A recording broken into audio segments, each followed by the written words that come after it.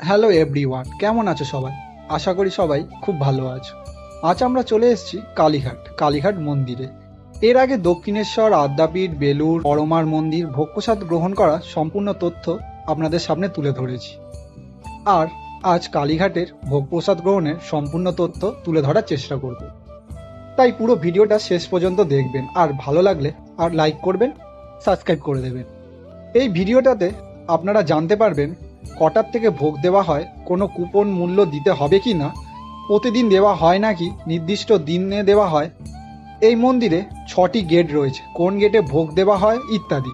চলো আর দেরি না করে ভিডিওটা শুরু করা যাক। কালীঘাট মন্দির যেতে হলে আপনারা বালিগঞ্জ থেকেও অটো ধরে কালীঘাট মন্দিরে আসতে পারবেন। আবার মেট্রো করে আসলে কালীঘাট মেট্রো স্টেশনে নেবে কালীঘাট মেট্রো স্টেশনের 1 নম্বর গেট থেকে বেরিয়েই দেখতে পাবেন এই স্কাইওয়াকটা নতুন হয়েছে। স্কাইওয়াকটা পুরো চলে যাচ্ছে একদম মায়ের মন্দিরের গেটের সামনে। আমরাও এই স্কাইওয়াকটাতে আজ প্রথম গেলাম। বেশ ভালোই সাজিয়েছে আর অনেকটা সোজাও হয়েছে। আমরা গেছিলাম দুপুরের দিক করে, তাই অতটা ভিড় ছিল না, ফাঁকাই ছিল। দেখতেই পাচ্ছ চারিদিক ফাঁকা।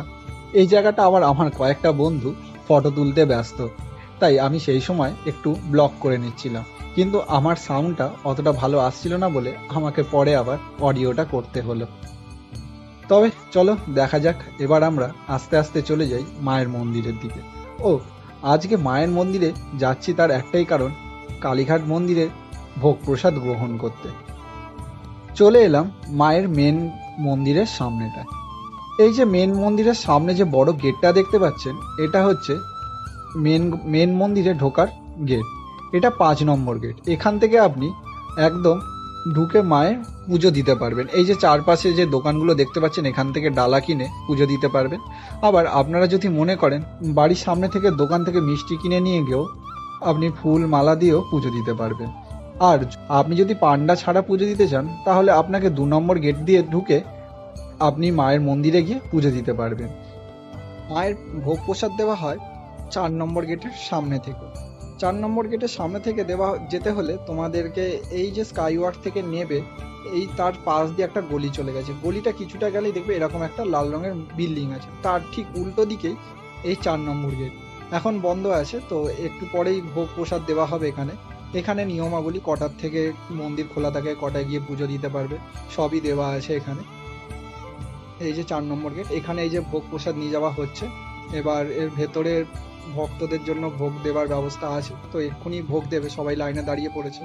তো আমরাও দাঁড়িয়ে পড়েছি লাইনে ভোগের জন্য। আস্তে আস্তে ভোগ নিতে যাচ্ছি। প্রচুর ভিড় হয়েছে, এখন প্রায় 2টো বাজে।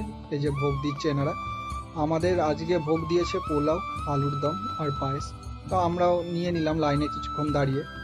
বেশ সুস্বাদু খেতে ভোগটা, তোমরাও ট্রাই করতে পারো একবার এসে। বেশ ভালো লাগলো।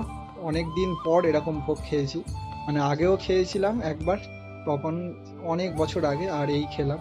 এবার এখান থেকে আমরা সিধা চলে যাব হচ্ছে স্প্লানেট, যেহেতু পুজো চলে এসছে তাই একটু মার্কেট করার জন্য স্প্লানেটে চলে যাব। কালীঘাট থেকে বেশিক্ষণ লাগে না, স্প্লানেট মেট্রো করে।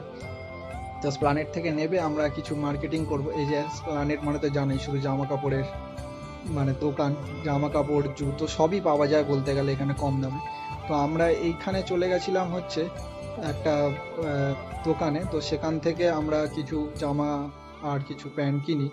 এই যে ফ্যাশন বলে এই দোকানটাতে চলে গেছিলাম, তো এখানে আমরা এই শার্ট কিনি।